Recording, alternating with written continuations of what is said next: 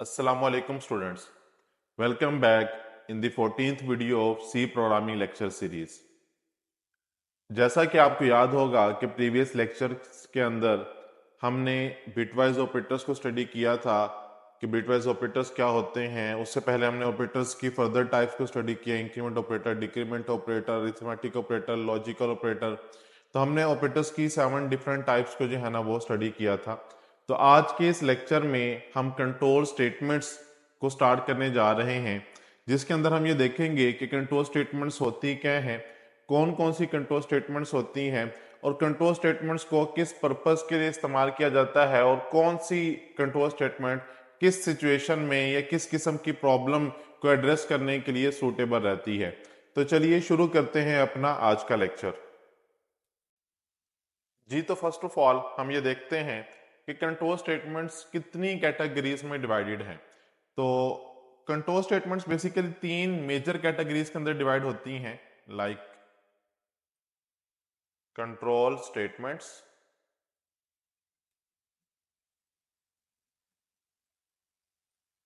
इनकी 3 major categories हैं। Number 1 पर आती है इफ स्टेटमेंट्स या कंडीशनल स्टेटमेंट्स।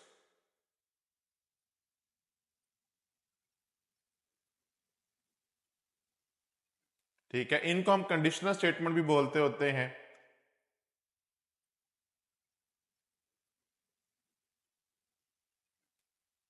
कंडीशनल स्टेटमेंट भी बोलते होते हैं। इसके अलावा नंबर 2 पे हमारे पास होती हैं लूप्स। लूप्स बेसिकली आइट्रेशन के लिए इस्तेमाल होती हैं, ये भी कंडीशन के थ्रू ही वर्क करती होती हैं। और नंबर 3 जो कैटेगरी होती है वो होती है स्विच केस।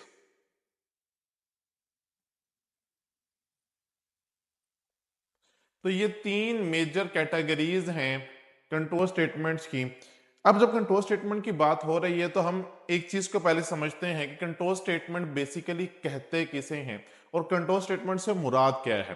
तो कंट्रोल स्टेटमेंट बेसिकली नाम से ही जाहिर है कि जब भी हमने प्रोग्राम को अपनी रिक्वायरमेंट के मुताबिक या अपनी नीड के मुताबिक कंट्रोल करवाना होता है या अपनी नीड के मुताबिक उससे कोई ऑपरेशन परफॉर्म करवाना होता है, मींस कंट्रोल यूनिट से, तो फिर उस पर्पस के लिए हम किसका इस्तेमाल करते होते हैं, कंट्रोल स्टेटमेंट्स का इस्तेमाल करते हैं।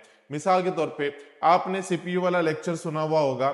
सीपीयू वाले लेक्चर के अंदर हम लोगों ने डिस्कस किया था कि कंट्रोल यूनिट क्या होता है, एएलयू क्या होता है, एयू क्या होता है, एलयू क्या होता है, और बड़ी डिटेल में हमने इसके ऊपर डिस्कशन की थी।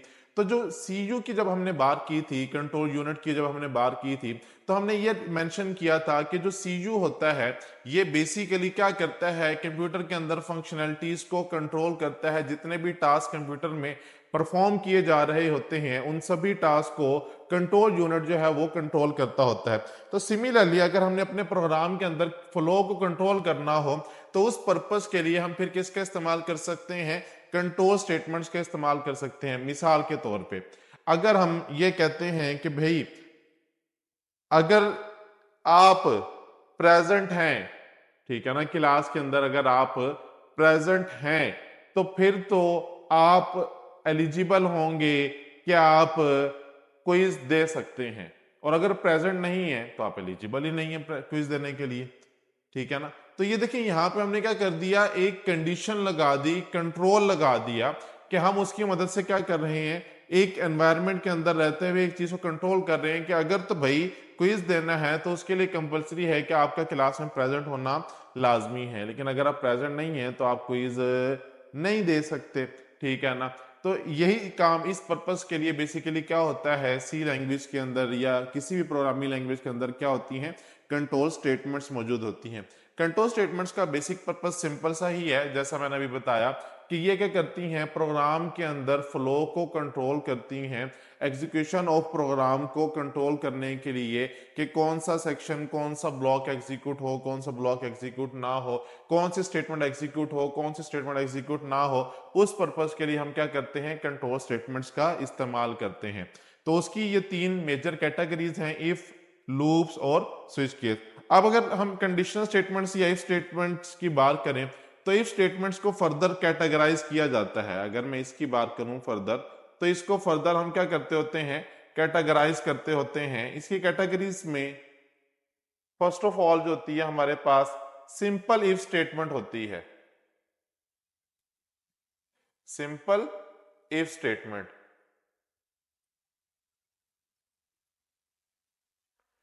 इसके बाद हमारे पास होती है if else statement, if else statement, ठीक है। उसके बाद हमारे पास होती है इफ एल्स इफ स्टेटमेंट, ठीक है।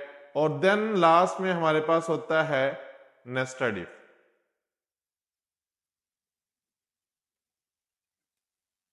तो ये फर्दर टाइप्स हैं किसकी, इफ स्टेटमेंट या कंडीशनल स्टेटमेंट की। पहली होती है सिंपल इफ स्टेटमेंट, जिसके अंदर हम सिर्फ इफ का इस्तेमाल करते हैं, एल्स का इस्तेमाल की हमें अगर जरूरत नहीं है तो हम उसका इस्तेमाल नहीं करते होते। और दूसरी में इफ एल्स स्टेटमेंट केस में एल्स भी हम साथ इस्तेमाल कर रहे होते हैं। तीसरी होती है इफ एल्स इफ स्टेटमेंट, और देन फोर्थ नंबर पे हमारे पास होती है नेस्टेड इफ स्टेटमेंट। इसी तरह अगर मैं लूप्स की बात करूं तो लूप भी फर्दर 3 कैटेगरीज में डिवाइड होती है। जो पहली कैटेगरी होती है वो होती है व्हाइल लूप। दूसरी कैटेगरी जो है उसे हम कहते हैं do while loop.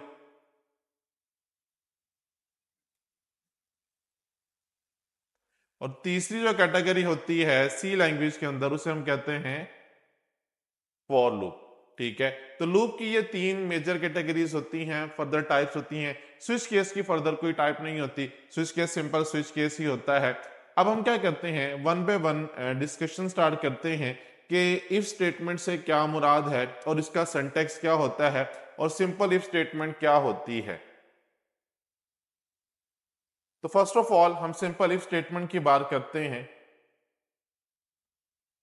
If statement,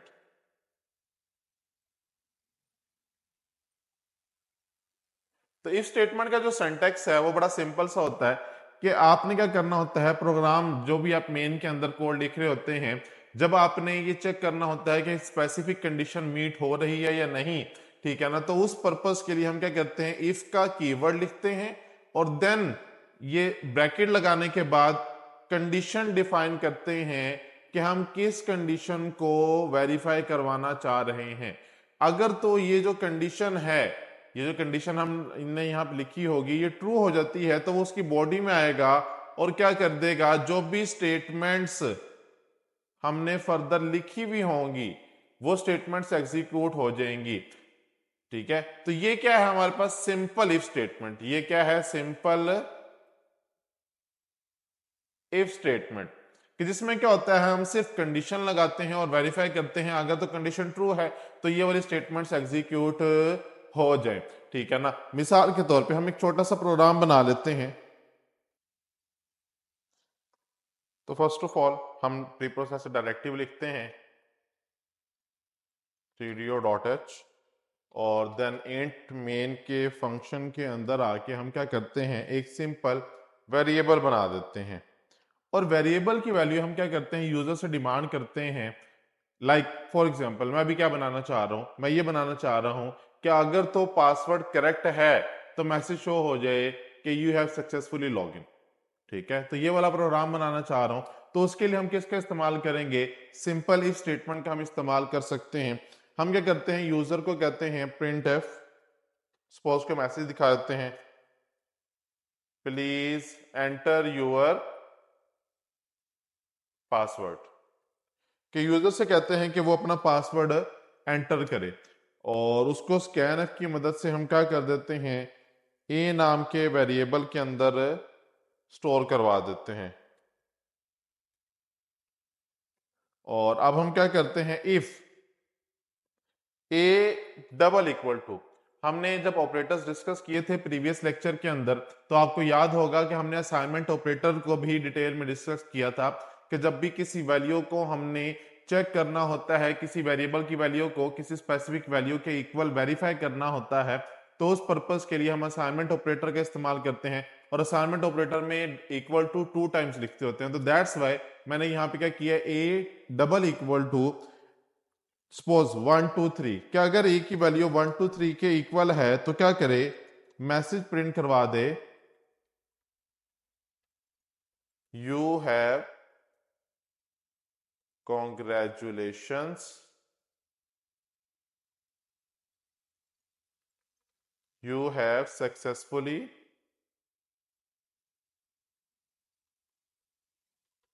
logged in, कि आप सिस्टम में लॉग इन हो चुके हैं। इसको सेव कर लेते हैं और इसको रन करते हैं। तो देखिए वो आपसे क्या कर रहा है, इनपुट डिमांड कर रहा है। लाइक मैं आपको अगर थोड़ा सा इसको जूम करके दिखाऊं तो वो आपसे इनपुट डिमांड कर रहा है और हम यहाँ पे कहते हैं 1 2 3 लिख के एंटर प्रेस करते हैं। तो ये देखिए हमारे सामने क्या हो गया, मैसेज शो हो गया, congratulations you have successfully logged in, कि आप सिस्टम में लॉग इन कर चुके हैं। इन केस अगर मैं ये करता हूं, मैं इसे दोबारा से रन करता हूं और रन करने के बाद अब एक काम करता हूं, अब मैं यहाँ पे इनपुट जो है वो चेंज कर देता हूं, 2 1 4 5 कर देता हूं सपोज। तो देखिए अब कोई मैसेज शो नहीं हो रहा कि भाई जब आप करेक्ट पासवर्ड एंटर कर रहे हैं तब तो ठीक है, आपको पता चल रहा है कि आपका जो पासवर्ड है वो ठीक है और आप सक्सेसफुली लॉग इन हो गए। लेकिन जब आपने इनवैलिड पासवर्ड एंटर किया तो कोई मैसेज शो नहीं हो रहा, कुछ भी पता नहीं चल रहा कि हुआ क्या है, 215 के बाद कुछ प्रिंट क्यों नहीं हो रहा, कि फर्दर एक्शन परफॉर्म क्यों नहीं हो रहा। उसकी रीजन क्या है, बेसिकली जो हमने ये कोड लिखा है, इस कोड में हमने सिर्फ इफ की कंडीशन लगाई है कि अगर तो ये कंडीशन मीट हो तो क्या हो। हमने ये नहीं बताया कि जब मीट नहीं होगी तो क्या होगा। तो उस काम के लिए, उस पर्पस के लिए फिर हमें क्या करना पड़ता है, एक छोटा सा चेंज करना पड़ता है। वो छोटा सा चेंज क्या होता है कि इसी सिंपल इफ स्टेटमेंट को इफ एल्स स्टेटमेंट में कन्वर्ट कर देते हैं। किस में कन्वर्ट कर देते हैं, इफ एल्स स्टेटमेंट में। अब इसमें होता क्या है, इफ देन होती है हमारे पास कंडीशन और देन उसकी बॉडी,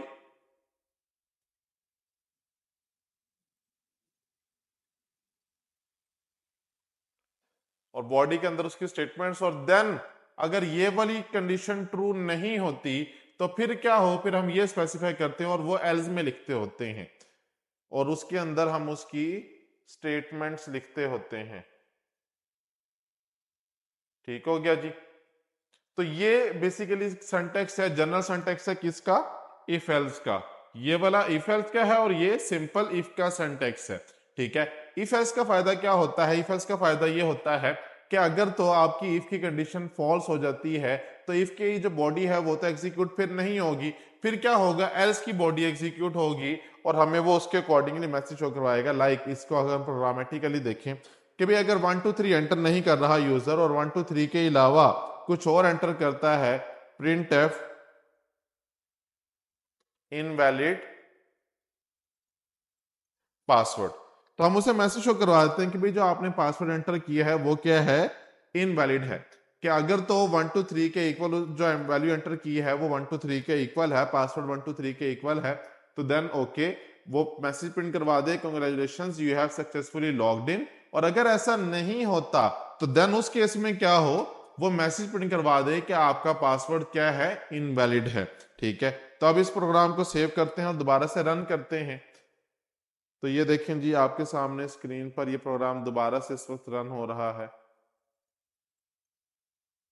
तो यहाँ पे हम वैल्यू देते हैं 215 लाइक देते हैं। तो देखिए अभी आपके सामने स्क्रीन पर क्या लिखा हुआ आ रहा है, इनवैलिड पासवर्ड लिखा हुआ आ रहा है, जिसका मतलब ये है कि जो पासवर्ड आपने एंटर किया है ये क्या है, इनवैलिड है। पासवर्ड क्या है आपका, इनवैलिड है।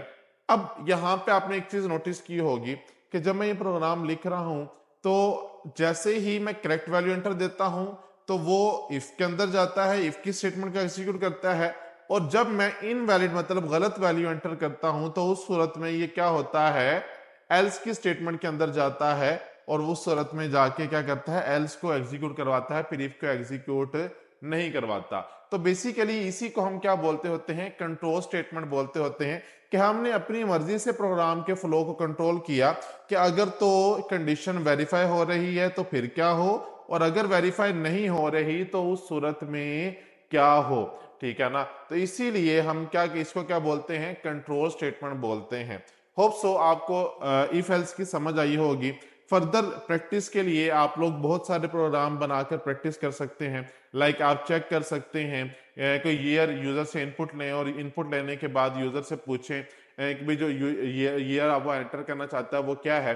तो जब वो इनपुट करे तो उसको आप चेक करें, वेरीफाई करें कि एंटर्ड ईयर जो है वो लीप ईयर है या नहीं है। अब लीप ईयर बेसिकली हर 4 साल बाद आता है, जिसके अंदर टोटल 366 डेज होते हैं, ठीक है ना। नॉर्मली जो ईयर्स होते हैं उनके अंदर 365 ही डेज होते हैं, जबकि लीप ईयर जो होता है उसमें जो फैब होता है वो क्या होता है 29 डेज का होता है। तो दैट्स वाई उसको हम क्या कहते हैं, लीप ईयर कहते हैं। तो आप इसकी लॉजिक बनाकर ये टेस्ट कर सकते हैं, ठीक है। या मार्क्स चेक कर सकते हैं स्पेसिफिक सब्जेक्ट में, आपके मार्क्स अगर 50% से ज्यादा हैं तो आपका कौन सा ग्रेड बनता है, ठीक है ना। तो इस किस्म के आप डिफरेंट प्रॉब्लम्स को सॉल्व कर सकते हैं। इंशाल्लाह नेक्स्ट लेक्चर में आपके साथ इफ एल्स को ही फर्दर हम कंटिन्यू करेंगे, जिसमें हम मल्टीपल इफ को देखेंगे कि मल्टीपल इफ क्या होते हैं या मल्टीपल इफ एल्स क्या होते हैं। और उसके बाद फिर हम इफ एल्स इफ को देखेंगे कि इफ एल्स इफ क्या होता है, किस तरह से काम करता है। तो आज के लेक्चर के लिए बस इतना ही। इंशाल्लाह नेक्स्ट वीडियो में आपसे बहुत जल्द मुलाकात होगी। हमारे चैनल को सब्सक्राइब करना, वीडियोस को लाइक करना, शेयर करना और कमेंट करना मत भूलिएगा। इंशाल्लाह मिलते हैं आपसे नेक्स्ट लेक्चर में, तब तक के लिए अल्लाह हाफिज।